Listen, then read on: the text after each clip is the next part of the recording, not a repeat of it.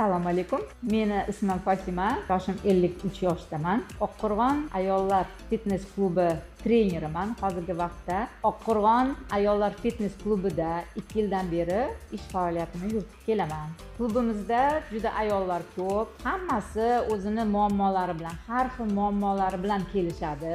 Bir xillarida semizligi muammosi, bir xil ayollarimizda umurtqa pog'onasida og'riqlar, tizzalardagi, bo'g'inlardagi og'riqlar bilan kelishadi. Mana shu kasalliklardan kelib chiqib, ularga har xil o'ziga mos mashqlarni men tavsiya qilaman. Hozirda ayollarimizni sog'lig'i juda ham yaxshi, o'zgarishlar zo'r. Меня зовут Ирина, мне 53 года, посещаю наш Оккурганский фитнес больше года. Пришла, весила 87 килограмм, сейчас вешу 70, чувствую себя отлично. Пришла, жаловалась на ноги, ходить было трудно, спина болела. Сейчас прошли все боли, чувствую себя отлично. Men Fatima Tosheva, 61 yoshdaman.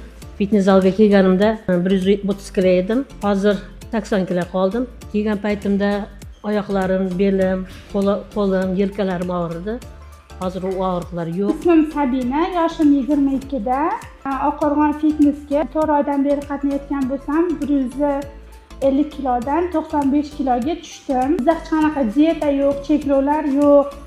Hammasi Fatima Pan tuzib bergan menyular asosida 3 mahal normada ovqatlanish, hech qanaqa cheklovlarsiz, vaqtida grafik bo'yicha suvlarni ichish, zalga kelish vaqtida to'g'ri ovqatlanish.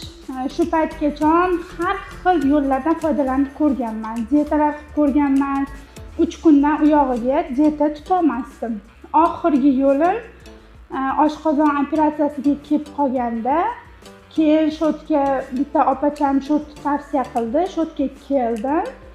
Fatima Panni tuzib bergan menyulari bo'yicha ovqatlandim, aytgan chiziqlardan umuman chiqmadim. 4 oyda zo'r rezultatga erishdim. Hammaga tavsiya qilaman. Fitness zalga kelib, sog'lig'inglarni tiklab, o'zingizga qarab yaxshi bo'lib yurishni.